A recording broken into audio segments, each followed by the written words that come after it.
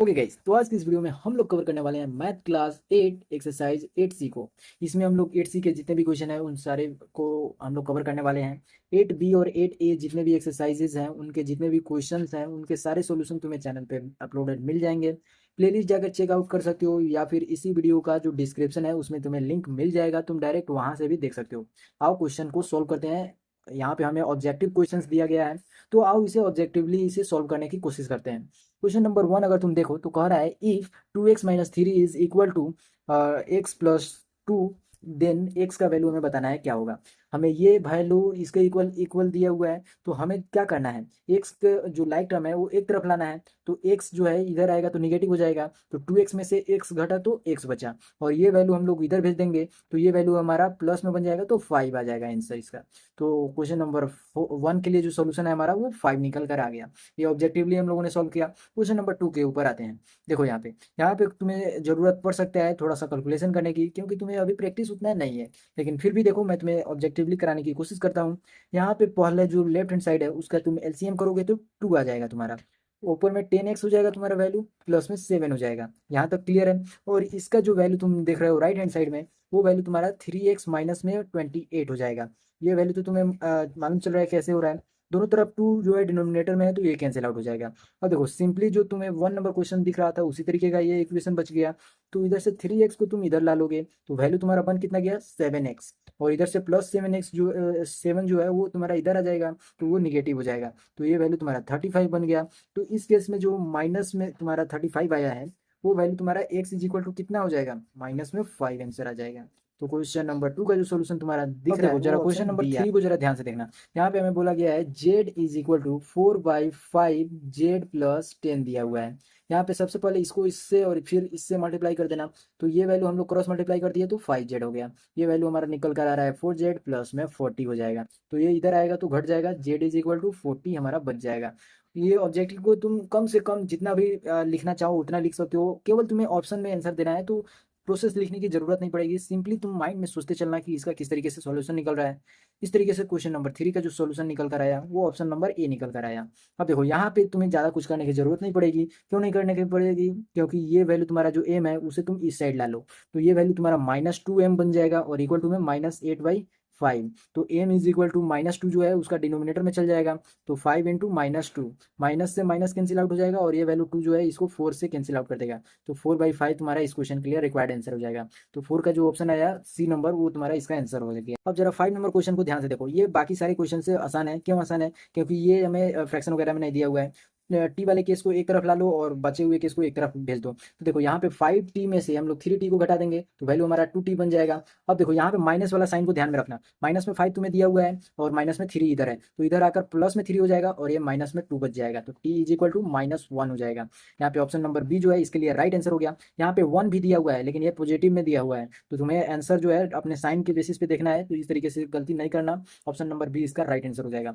देखो ये ऑब्जेक्टिव देने का मतलब ये है तुम्हें माइनस प्लस में ध्यान देना होगा। ऑब्जेक्टिव में तुम सीधा देखते चले जाओगे, सोल्व करते चले जाओगे, ऑप्शन तुम्हें दो दिया रहेगा, एक माइनस और एक प्लस। तुम अगर पहले निकाल लोगे तो तुम्हें जो ऑप्शन पहले दिखेगा उसको भी तुम टिक मार सकते हो, तो वो जो है तुम्हारा जो है जितना आंसर आया रहेगा उसका अपोजिट साइन हो सकता है। तो इस तरीके से तुम्हारा कैलकुलेशन जो है गड़बड़ हो सकता है, आंसर तुम्हारा गलत हो सकता है। समझ में आया? तो इस तरीके से तुम्हें ध्यान देते हुए चलना है। क्वेश्चन नंबर 6 को सोल्व करना है। यहाँ से y जो है हमारा इधर आएगा तो प्लस में हो जाएगा, तो ये हमारा 3y हो गया। इधर से हम लोग इधर भेज दे रहे हैं इस वैल्यू को, तो ये हमारा 26/3 माइनस में 5/3 हो गया। यहाँ पे 3y इज इक्वल टू में हमारा एलसीएम 3 आया, ये हमारा 21 हो जाएगा। और ये जो 3 दिख रहा है मल्टीप्लाई में इधर आकर जो है ये वैल्यू हमारा क्या हो जाएगा और डिवाइड में हो जाएगा, तो यहाँ पे y का जो वैल्यू आया वो हमारा 7/3 आ जाएगा। तो क्वेश्चन नंबर 6 का जो सॉल्यूशन तुम देख रहे हो वो 7/3 यानी ऑप्शन डी आंसर हो जाएगा। अब यहाँ पे देखो 7 नंबर जो क्वेश्चन तुम देख रहे हो उसमें तुम्हें लाइक टर्म्स को एक तरफ ला लेना है, ये वैल्यू इधर कर दो और 1 को उधर भेज दो। ठीक है, तो 6x+1 है, बाई में इसका 3 है तो 3 लिख दिया, 1 जो है उधर चला जाएगा। सबसे पहले यहाँ पे हम लोगों ने माइनस कर देना है और x-3 और बाई में हमारा 6 हो जाएगा, इक्वल टू में हमारा -1 आ जाएगा। और सिंपली इसे सोल्यूशन कर दो तो ये वैल्यू हमारा एलसीएम जो है इसका 6 आ जाएगा। ये हमारा 2 से मल्टीप्लाई होगा तो 12x ये बन गया और प्लस में 2 हो गया। माइनस में ये वैल्यू जो है 1 से मल्टीप्लाई होगा तो ये वैल्यू जितना है उतना ही हो जाएगा। ये वैल्यू हमारा माइनस जो है इसका साइन चेंज कर देगा, तो ये जरा ध्यान में दे के बनाना इसे।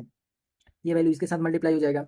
12x में से x गया तो 11x बच जाएगा, प्लस में 5 हो गया, इक्वल टू में -6 हो गया। ये वैल्यू इधर आकर इसे जो है माइनस में 11 कर देगा, तो x का जो वैल्यू है हमारा यहाँ से -1 निकल कर आ गया। तो क्वेश्चन नंबर 7 का जो सॉल्यूशन तुम देख रहे हो वो तुम्हारा -1 आ गया, ऑप्शन नंबर बी। जिस तरीके से मैंने बताया कि ऑप्शन तुम ये देखोगे कि 1 के इक्वल है तो तुम इसे मार सकते हो आंसर सही, लेकिन ये तुम्हारा गलत हो जाएगा। साइन तुम्हें इंपॉर्टेंट है, वो देख कर तुम्हें ही मारना है, समझ में आया। क्वेश्चन नंबर 8 के ऊपर जरा ध्यान दो। क्वेश्चन नंबर 8 तुम्हारा क्या कह रहा है कि इसमें जितना भी लाइक टर्म है तुम्हें एक तरफ दे दिया है, इसका एलसीएम निकालो। एलसीएम आया तुम्हारा 12, 6n माइनस जो है ये वैल्यू तुम्हारा कितना हो जाएगा, 3 इंटू 3 9n हो जाएगा, प्लस में 10n हो जाएगा। ये सभी वैल्यू जो है 21 के इक्वल दिया हुआ है। ये वैल्यू इसके साथ मल्टीप्लाई हो जाएगा। सबसे पहले देखो 10n में से 9n गया 1n, तो ये वैल्यू हमारा 7n हो गया, इक्वल टू में 21 इंटू 12। अब देखो यहाँ पे n कर दो और 21 इंटू 12 कर दो, ये 12 है, ठीक है। और यहाँ पे हमारा 7 आ जाएगा, 7 से 21 जो है 3 मरतब में कट जाएगा, तो ऑफिशियल जो आंसर इसका आया वो 36 आया। तो ऑप्शन नंबर सी इसके लिए राइट आंसर हो जाएगा। क्वेश्चन नंबर 9 को देखो, केवल राइट जो क्रॉस मल्टीप्लिकेशन होता है उसे हम लोग कर देंगे तो आंसर निकल कर आ जाएगा। 8x प्लस 8 हो जाएगा पहले के केस में लेफ्ट हैंड साइड में, और राइट हैंड साइड में 6x प्लस 9 हो जाएगा। अब देखो यहाँ से इस द्वारा ला लेंगे तो 2x हो जाएगा, और ये वैल्यू उधर जाएगा तो 1 हो जाएगा, तो x इज इक्वल टू हमारा 1/2 इसका आंसर निकल कर आ गया। क्वेश्चन नंबर 9 का जो ऑप्शन नंबर डी है वो हमारा इसके लिए राइट आंसर हो गया। सेम 10 नंबर को भी उसी तरीके से सोल्यूशन करना है। तो 10 नंबर का सोल्यूशन देखो, ये वैल्यू हमारा लेफ्ट हैंड साइड में 24x प्लस 48 हो जाएगा, इक्वल टू में हमारा वैल्यू जो है 25x प्लस 40 हो जाएगा। यहाँ तक कोई दिक्कत नहीं होना चाहिए। अब देखो 24 को उधर भेज देंगे तो ये वैल्यू हमारा 48 बचेगा, इधर माइनस में 40 आ गया, और ये वैल्यू हमारा x हो गया, तो 8 इज इक्वल टू x, यानी x का जो वैल्यू है वो हमारा 8 के इक्वल आया। तो option number C. 11 number question भी सेम उसी तरीके से है। लेफ्ट हैंड साइड में 9n हो जाएगा, और राइट हैंड साइड में 4n प्लस 15 4 कितना होता है 60, तो ये वैल्यू हमारा इतना हो गया। और ये इधर आएगा तो ये बचेगा हमारा 5n, और ये वैल्यू हमारा 60, तो n इज इक्वल टू जो वैल्यू हमारा आया वो 12 निकल कर आया। तो आंसर इसका जो है वो ऑप्शन नंबर डी हो जाएगा हमारा, ठीक है। तो इस तरीके से क्वेश्चन नंबर 11 तक हम लोगों ने सॉल्व कर लिया। क्वेश्चन नंबर 12 को देखो किस तरीके से करना है। सबसे पहले इसे हम लोग सिंपलेस्ट फॉर्म में तोड़ेंगे, तो लेफ्ट हैंड साइड में 3t माइनस में 9 हो जाएगा हमारा वैल्यू, और ये वैल्यू इक्वल हो जाएगा कितना के 10t प्लस में 5 के। ये वैल्यू तो तुम्हें समझ में आ रहा है। अब देखो टी वाले केस को एक तरफ ला लो, ये वाला वैल्यू और ये वाला वैल्यू सेम है, तो 3t को एक तरफ भेज दिया, तो ये वैल्यू जो है हमारा निगेटिव में आ जाएगा, और बचन कितना जाएगा 7t हो जाएगा, ठीक है। और ये वाला वैल्यू अगर हम लोग इधर ला लेंगे तो माइनस में 14 हो जाएगा, तो t इज इक्वल टू हमारा -2 आंसर निकल कर आ गया। तो इस क्वेश्चन के लिए जो हमारा ऑप्शन है वो 1 हो जाएगा। देखो एक बार और चेक कर लो, 3t इधर पॉजिटिव में है, इधर आकर नेगेटिव में हो जाएगा, तो वैल्यू हमारा 10t में से घटेगा तो 7x हो जाएगा, 7t हो जाएगा, ठीक है। और ये वैल्यू हमारा माइनस में है और ये वैल्यू हमारा प्लस में है, तो ये इसको हम लोग इधर ला लिए, तो ये वैल्यू हमारा माइनस में 14 हो गया, ठीक है। इस तरीके से t का वैल्यू -2 निकल कर आ गया, सही है। अब क्वेश्चन नंबर 13 को जरा ध्यान से देखना। 13 में हमें क्या करना है, पर है 4/5 of A number is greater than 3/4 of A number by 4। तो कोई नंबर जो है हमारा x हो गया, उसका 4/5 यानी हम लोगों को 4/5 ऑफ नंबर करना है, तो x हो गया, ग्रेटर है इसी वैल्यू के 3/4 का, ठीक है। तो ये वैल्यू हमारा कितना से बड़ा है, तो 4 से। सिंपली अब इस इक्वेशन को सॉल्व कर दो, आंसर तुम्हारा आ जाएगा। ये वैल्यू हमारा 20 जो है एलसीएम देगा, तो ये 16x हो जाएगा, और ये वैल्यू हमें 15x दे देगा, इक्वल टू में हमारा 4 हो जाएगा, ये वैल्यू इसके साथ मल्टीप्लाई होगा, तो x इज इक्वल टू 80 हमारा यहाँ से निकल गया आंसर। ऑप्शन नंबर सी इसका आंसर हो गया। अब हम लोग क्वेश्चन नंबर 14 को करने वाले हैं, तो वीडियो को अभी लाइक कर दो, चैनल पे नए हो तो सब्सक्राइब कर दो। आओ क्वेश्चन के ऊपर। ओके गाइज, तो 13 के बाद जितने भी तुम क्वेश्चंस देख रहे हो वो सारे के सारे तुम्हें यहाँ पे वर्ड प्रॉब्लम से रिलेटेड देखने को मिल रहे हैं। तो जरा क्वेश्चन नंबर 14 को ध्यान से पढ़ना है। कह रहा है the age of A and B are in ratio इतना, 4 years from now the ratio their changes will be 3/4। Present age बताना है बी का कितना होगा। तो देखो कह रहा है ए और बी का जो अभी का रेशियो है, एज का रेशियो, वो हमें 5:7 दिया हुआ है, 5x सॉरी यहाँ पे 5:7 दिया हुआ है, ठीक है। तो यहाँ पे हम लोग 5:7 को हम लोग 5/7 लिख सकते हैं। अब देखो यहाँ पे हम लोगों को रेशियो कांस्टेंट लेना पड़ेगा, जितने भी रेशियोज होते हैं उन्हें बिना कांस्टेंट लिए हम लोग सॉल्व नहीं कर पाएंगे। तो ये हमारा 5x हो गया, और ये वैल्यू हमारा 7x हो गया। अब देखो यहाँ पे क्या बोला है कि 4 year फ्रॉम नाउ, यानी 4 साल बाद अभी से, तो यहाँ से इसका एज बढ़ेगा कि नहीं बढ़ेगा, इसका भी एज बढ़ेगा। ये ए का एज जो है अब 4 साल बाद ये 5x प्लस 4 हो गया, और बी का एज 7x प्लस 4 हो गया। अब ये रेशियो जो है हमारा बदल जा रहा है और 3/4 के इक्वल आ जा रहा है, यानी 3/4। अब देखो बहुत आसान हो गया, अब सिंपली इसे सोल्व कर लो और आंसर तुम्हें मालूम चल जाएगा। तो ये वैल्यू तुम्हारा जो है 3 इंटू जो 7x+1 है उससे मल्टीप्लाई हो जाएगा। तो 3 इंटू 7x+4 इक्वल टू में हमारा 4 इंटू 5x प्लस में 4, तो ये वैल्यू हमें 21 दिया। 21x प्लस में 12 हो गया और इक्वल टू में 20x हो गया प्लस में 16 हो गया।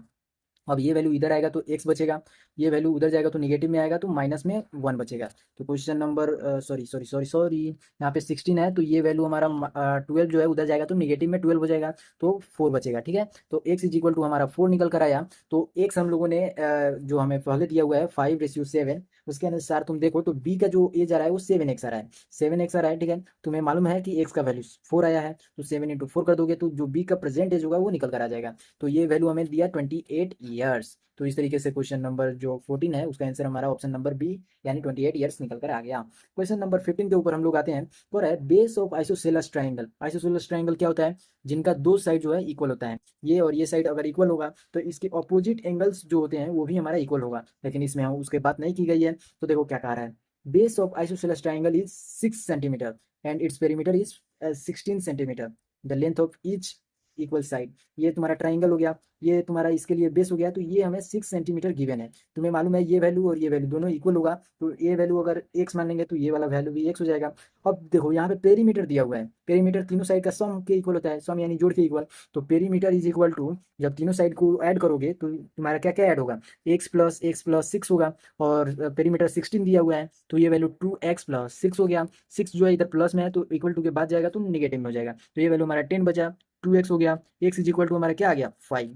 तो इस तरीके से क्वेश्चन नंबर 15 जो है उसका सॉल्यूशन तुमने देख लिया, ऑप्शन नंबर बी होगा। समझ में आ गया। क्वेश्चन नंबर 16 के ऊपर चलते हैं। तो क्वेश्चन नंबर 16 बोल रहा है sum of 3 consecutive integer is 51, find the middle one.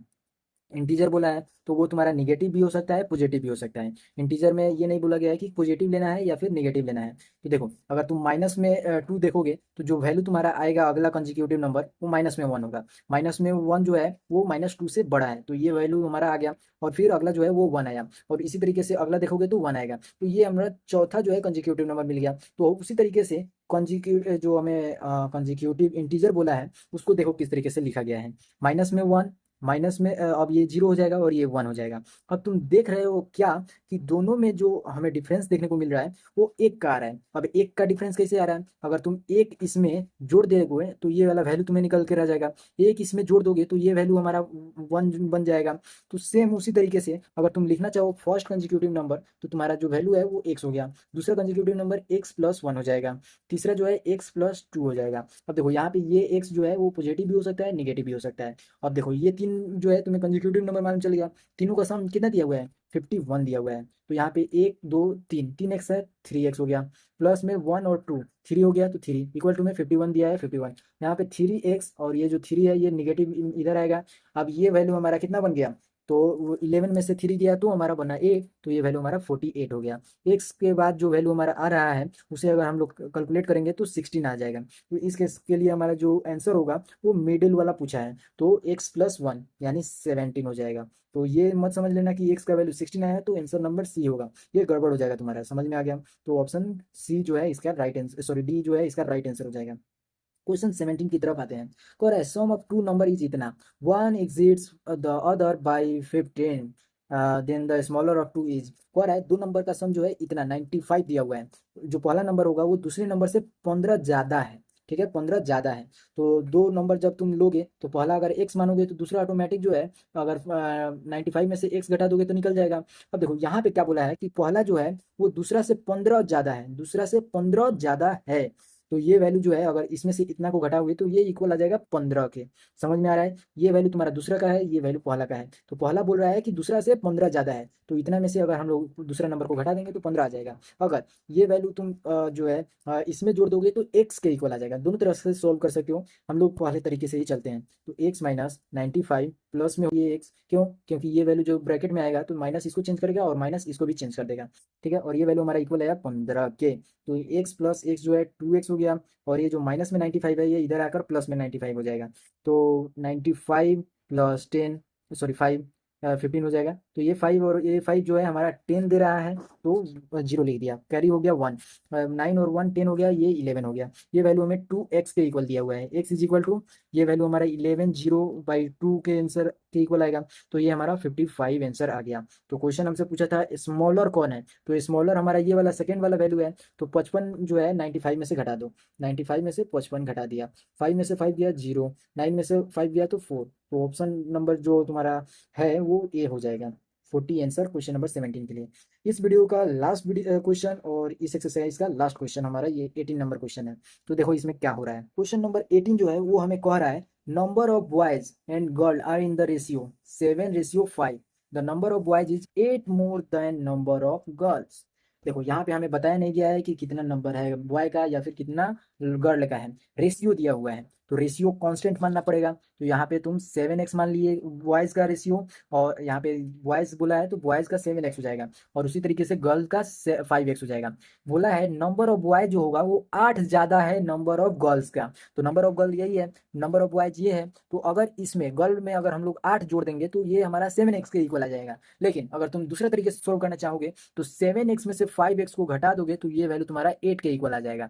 तो ये वैल्यू तुम्हारा 2x हो गया और ये वैल्यू हमारा 8 आ गया। तो x इज इक्वल टू तुम्हारा 4। और देखो यहाँ पे हमें बोला गया है टोटल क्लास स्ट्रेंथ निकालने के लिए। तो 7x प्लस 5x करोगे तब ही जाके तुम्हारा बॉयज और गर्ल्स का दोनों निकलेगा, और उसे ऐड करोगे तब टोटल क्लास में जितना बचा होगा उसका निकलेगा। तो 4 इंटू 7 करोगे तो 28, प्लस में 5 इंटू 4 करोगे तो 20। तो इस तरीके से ये वाला जो वैल्यू तुम देख रहे हो वो तुम्हारा 48 आ जा रहा है। ऑप्शन नंबर सी इसका राइट आंसर हो जाएगा। ठीक है, तुम इसको भी लेकर चलते तो सेम वही यही वैल्यू आता है हमारा। समझ में आ गया। तो इस तरीके से हम लोगों ने एक्सरसाइज 8C के सारे क्वेश्चंस को सॉल्व कर लिया है।